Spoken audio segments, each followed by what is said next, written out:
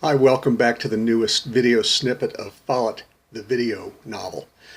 Today we're going to read the first part of chapter 11, which is safe as houses for everybody.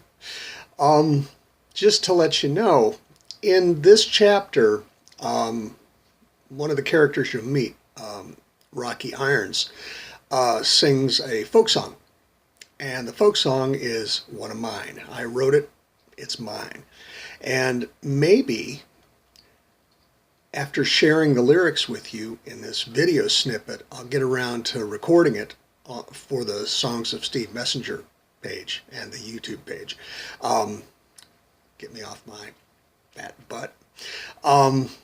So if you're ready, enjoy. You can gather the entire family around and have them enjoy it too. We'll get started. Here we go. Follet walked up the lonely road for about half a mile. He came to a mailbox atop a post. It was painted a vibrant purple with the name Sirocco Irons in sloppily stroked scarlet. Up ahead was a little cabin with a covered front porch. A beat-up yellow plastic radio crackled out something sad and country. When you're running without love. And a young woman sang along, harmonizing up above the melody on the chorus. I'm going straight to hell, just like my mama said. 'Cause I'm going straight to hell. I'm going straight to hell, just like my mama said, 'cause I'm going straight to hell. She chuckled and turned it off, walked over to a wooden case held on the arms of a low-seated chair. It could have been an Adirondack chair, except that it was cobbled together out of old planks and sticks, and this was the Appalachians. She opened the case, beautiful, highly figured maple with brass hardware and a dark leather handle on the outside and soft velvety purple plush on the inside, cradling an instrument that was with entirely too many strings, an auto harp. She slung the instrument strap over her shoulders, reached inside the case into a little compartment, pulled out a velvet pouch, and then out of the pouch 3 gold metal finger picks and slipped them onto her index, middle, and ring fingers. She rummaged around and found a silver metal and white plastic pick and slipped it onto her thumb. Follet didn't know auto harps, but he noticed an inlaid eagle on the wooden case. The woman closed the case, picked it up, and laid it on the floor. Then she sat down in the chair, cradled the auto harp like her child, leaned her head against the long side of the instrument, strummed the strings, and began to sing. Well met, Brimstone Jack, in midnight churchyard drear. I'd give my soul eternally all for the love of her. Who's this girl you're longing for, who's now a married bee? You've better chance to win her love to swim across the sea. I've loved her for a dozen years. I know she still loves me.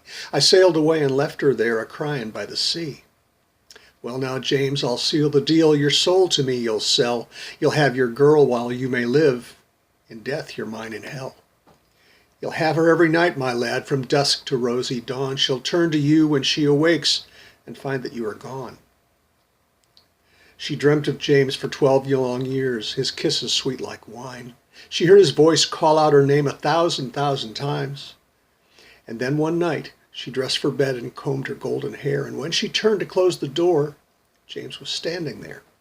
Get back, go back, you demon man, why do you torture me? The man I love, my darling James, I lost to wind and sea. My love, my girl, my darling love, 'tis truly James you see. I've given my immortal soul to have my nights with thee. Come to my arms, my dearest James, back from the salty sea. If we can only have the nights, 'tis well enough for me. 'Twas laughter that her husband heard where he and his wife slept. He ran to get his hunting gun and bullets that he kept. Up the stairs he ran in haste, kicked down the oaken door, and fired. When all the smoke had cleared, lay James dead on the floor. She screamed and ran to where James lay and kissed his bloody hands. She cried 1,000 tears for James, but none could help him then. She called on God and no one came. She cursed and called again, and Brimstone Jack, he heard her cries to bring her back her man. What do you want, foul Brimstone Jack? Why is it that you came? I'll take your soul, my darling girl, for you to be with James. To be with James I'd give my life, my silver and my gold. I'd give you everything I have, and my immortal soul. Well now, girl, I'll seal the deal. Your soul to me you'll sell. You'll have your James with you in death, eternally in hell. Brimstone Jack, I'll take your deal. With you I will agree to hold and love my James in hell, his paradise for me. Brimstone Jack, he took her hand. and James he now did rise. Together they walked down to hell as sunrise lit the skies. She had found the real hiding in the lyrics, and she pushed it close to the front, enough to propel the diabolically sad story into a triumph of love over death. It had a good beat. You could dance to it. Follet gave it a 95.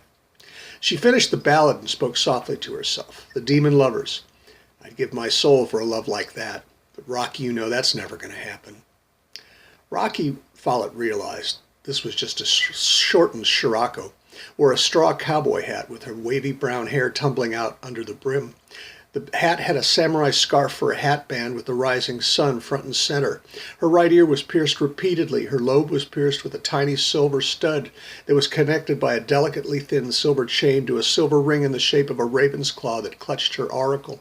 A small sparkling dark sapphire set into her delicate tragus twinkled in the light, and a thin silver serpent was woven through the arc of her helix. The effect was heart-stopping.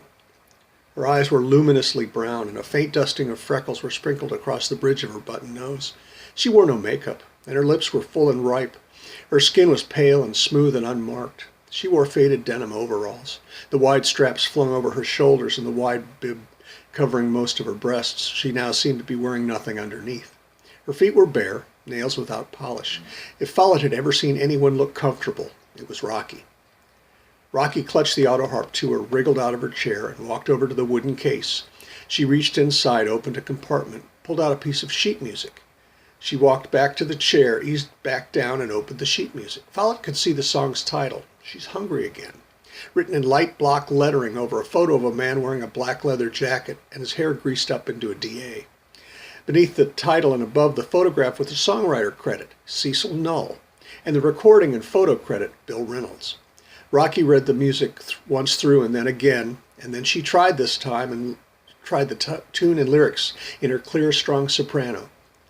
But I know her appetite, and I know before daylight she'll be hungry again. And she chuckled. This sounded to Follet like the song of a succubus, or of a woman in need of an incubus. Rocky pulled her left foot up and rested it behind her right knee. She lay the sheet music in her lap. She strummed the autoharp once through the verse and chorus and then tried to find the melody to pick out of the strings. After a couple of times, she had it. And then she sang it through once, twice, a third time. She had it. Rocky smiled and rose to return the autoharp to its case. She slipped the picks off her thumb and fingers and put them back into the velvet pouch, and then she placed her instrument into the case like a mother putting her babe to bed. She closed the lid and latched the two latches. She rose on her toes and raised her arms as far as she could over her head, interlacing her fingers and turning her palms to the ceiling. Stretch. And then she walked to the far end of the porch and plopped herself down onto an oak glider chair big enough for two. It had two well-used pillows with comfortably worn cases. She leaned against one arm and put her legs up on the seat, stretching out. Out of nowhere, a big shaggy cat hopped up out of the front door and ran over to the glider, jumping into Rocky's lap. The cat must have weighed 15 pounds and was a tortoiseshell mix of colors. The cat began purring in midair even before she landed on her mistress. Rocky smiled and scratched the cat behind its ears, and the cat nuzzled Rocky. Mine, the nuzzling proclaimed. Rocky rested her head on the back of the glider, petted the cat, and slowly closed her eyes. As Rocky continued to run her fingers through the cat's lush coat, the daydream began.